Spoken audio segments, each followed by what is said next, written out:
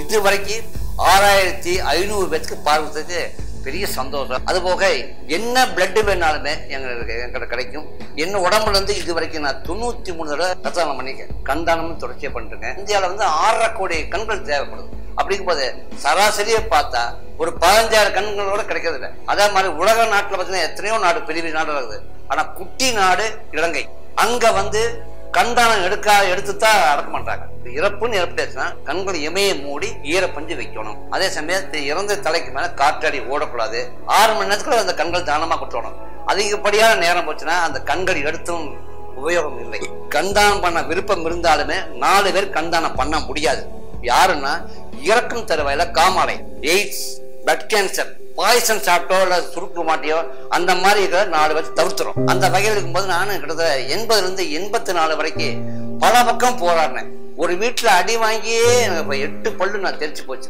என்னை அந்த அளவுக்கு அடிச்சு போட்டாங்க. ஏன்னா ஏதோ பாம்பேல டாக்டர் கிட்னி திருடி வித்தாங்க. அதே மாதிரி நீ எங்க அம்மா கண்ணை விற்க வேண்டியா அப்படின்னு சொல்லி என்னை அடிச்சாங்க. அப்படி போகும்போது போன பக்கமெல்லாம் பட்ட அவமானங்கள்.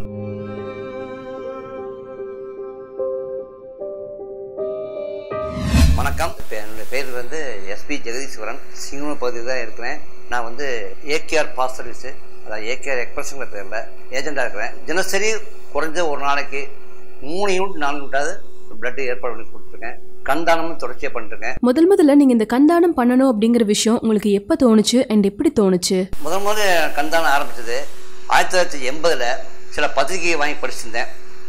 அந்த பத்திரிகையில் வேதனைன்னு ஒரு ஒரு பாட்டு அது என்னன்னா, பார்வையிட்டவர்கள் இன்னர்கள் அப்படின்னு அவை வாழ்க்கையில படக்கூடிய கஷ்டங்கள் எங்களுடைய வாழ்க்கை என்னதான் ஆகுன்னு சொல்லி அது கட்டுரை போட்டது. அதை சென்னையில் இருக்கிற நேத்ராலயா, சங்கரா நேத்ராலயா பத்ரிநாத் டாக்டர் தான் அந்த கட்டுரை போட்டிருந்தாரு. நாம இந்த வேதனையை சாதனையா பண்ண என்ன அப்படின்னு மனசுல ஒரு நெருப்பு பொறி பட்டுச்சு.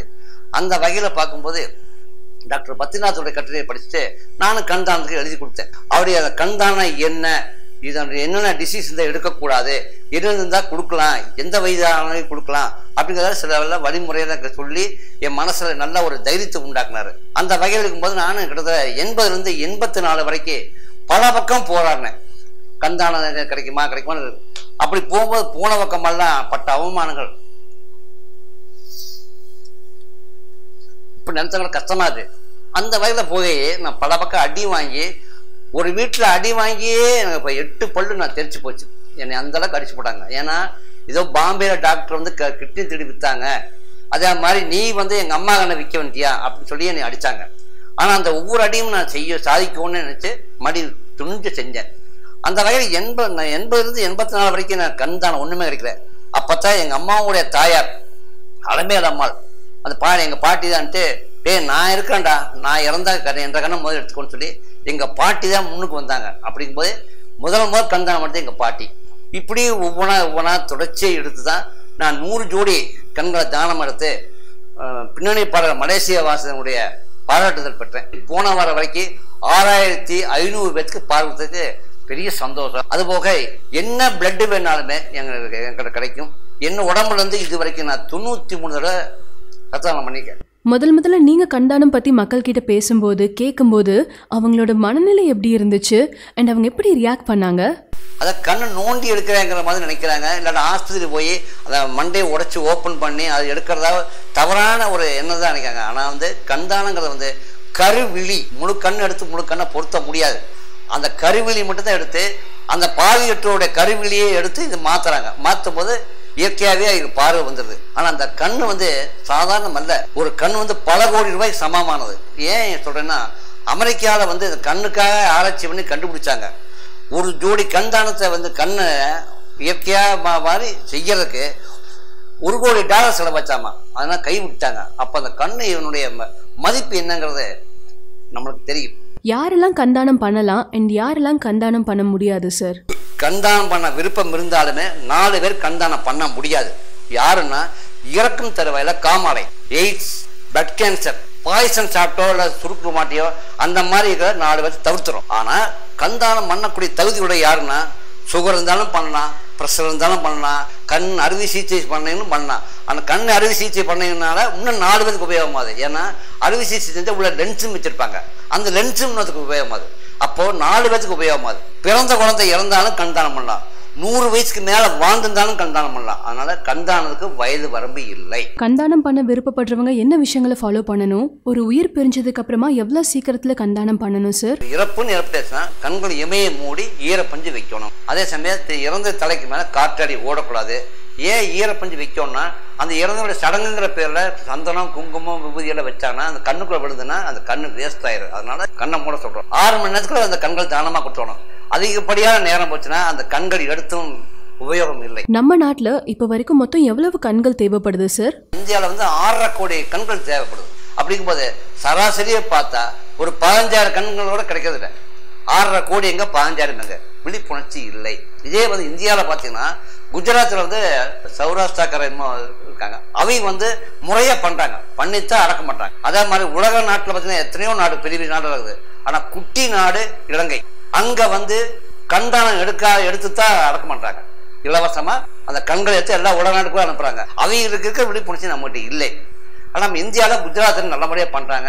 இப்போ நான் கொஞ்சமா முயற்சி பண்ணி இப்போ கோயம்புத்தூர்ல ஒரு முயற்சி பண்ணி பண்ணிட்டு இருக்கேன். அதாவது இப்போ ஆஸ்திரேலியா இப்போ இத்தனை ஜோடி கண்தானம் அனுப்பிச்சிருக்கேன். நானே போய் இந்நேரத்துக்கு நான் பொறுத்துங்கன்னு ரெக்கமெண்ட் பண்ண முடியாது. நீ சர்வீஸே பண்ண வேணான்ட்டுவாங்க. ஏன்னா அங்க இதுக்கு முன்னால சீனியாரிட்டி பிரகாரம் பதிவு பண்ணியிருப்பாங்க. அந்த வருஷ பிரகாரம் தான் பொறுத்துவாங்க. இடையில நாம் போய் ரெக்கமெண்ட் பண்ணலாம் பொறுத்தவே மாட்டாங்க. அதே சமயம் ரொம்ப டேஞ்சரான, அதாவது விபத்தாயி கண்ணு வெளியே ரொம்ப சிரமப்பட்டு உடனே பொறுத்துனா வாய்ப்புன்னா அது அந்த சீனியாரிட்டியில பார்க்காம அந்த உயிரை காப்பாற்றோன்னு கண்ணை கொண்டு சங்கராசிரியர் உடனே பொறுத்திடுறாங்க. அப்ப அந்த நேரத்தில் சீனியாரிட்டி கிடையாது. அப்துல் கலாம் சார் நீங்க மீட் பண்ணீங்கல்ல, அந்த ஒரு எக்ஸ்பீரியன்ஸ் பத்தி சொல்லுங்களேன். நான் லாரி ஆபீஸில் லோடு எடுத்தேன். எங்க ஏகேஆர் பாஸ் லோடு எடுத்துருக்கேன். எங்களுடைய வேலை செய்யற பொண்ணு கலாமையா பேசாரு உங்ககிட்ட அப்படின்னு பேசணுமா அப்படின்னு. நான் எந்த ஊர் புக் பண்றீங்க, என்ன ஐட்டம் புக் பண்றீங்க? இல்லையா அப்துல் கலாமையா பேசணும். ஆமாங்க 2 பேவா பெய்டா, 1 டன்னா 2 டன்னா இல்லை எவ்வளோ கேஜி அப்படின்ட்டு அவர் சிரிச்சிட்டாரு. பக்கத்து கேட்டு சிரிச்சிருக்காரு. இல்லையா முன்னாள் ஜனாதிபதி விஞ்ஞானி அப்துல் கலாம் ஐயா கூட பேசணுமாமா. ஐயோ அவருக்கு எனக்கு என்ன சம்மந்தம், நான் எப்படி பேசுறது தெரியல, சரி கொண்டாங்க அப்படின்ட்டு. எப்போ தொழில் பக்தி ரொம்ப சந்தோஷப்படுறான். என்னையே தெரிஞ்சுக்காம இருக்கீங்கன்னா அப்படின்னு. இல்லைங்க உங்களுக்கு தெரியுங்க, ஆனால் இப்படி பேசுவோன்னு எனக்கு அந்த அந்த எதிர்பார்ப்பு எனக்கு இல்லைங்க, தெரியல. பரவாயில்ல, சந்தோஷம். கண்டிப்பாக நான் உன்னை பார்க்கணும்ப்பா, உன் தாயாரை பார்க்கணும், தாயாரை பார்த்தா நான் வணங்கி வாழ்த்து தெரிவிக்கணும்ப்பா அப்படின்னு அப்துல் கலாம் ஐயா எங்களோட பேசி எங்க ஃபேமிலியோட 1.5 மணி நேரம் இருந்து எங்க குடும்பத்தோட அலாவேட் போனதான் பெரிய விருது. அந்த விருது ஈடு எதுவுமே இல்லை. அதே மாதிரி அரசாங்கத்தின் மூலியம் பார்த்தீங்கன்னா கோவை மாவட்ட கலெக்டர் கோவை மாவட்ட கிரீப் கவுன்சில்ங்கிற ஒரு இது கொடுத்துருக்காங்க. அதாவது நைட்ல எந்த நேரம் வேணா நான் பாஸ்டா போவேன், கண்தானத்துக்கு எந்த நேரம் பண்ணா யாரும் தடங்கல் பண்ணக்கூடாது, பாஸ்ட் டிரைவிங் அப்படி குடிக்கூடாதுங்க, துன்பத்தில் உதவுபவன் அப்படிங்கிறத கிரீப் கவுன்சில் எனக்கு கொடுத்தாங்க. என்னுடைய தகவல் தொடர்பு நம்பர் 9432263868. இந்த நம்பருக்கு கால் பண்ணா நான் அந்த 1 மணி நேரத்துக்குள்ள அந்த வீட்டில் இருப்பேன். ஒரு நல்ல காரியம் பண்றதுக்கு நான் எப்போ துணையா இருப்பேன். அதுக்கு கண்தானுக்கு இறப்புங்க எந்த நேரமும் வரலாம், அதுக்கு நேரம் காலமே கிடையாது. எந்த நேரம் கூப்பிட்டாலுமே அந்த நேரத்தில் நான் நிற்பேன். பார்வையிட்டோருக்கு நல்ல காரியம் செய்யுங்க, தயவுசெய்து வணங்கி கேட்குறேன்.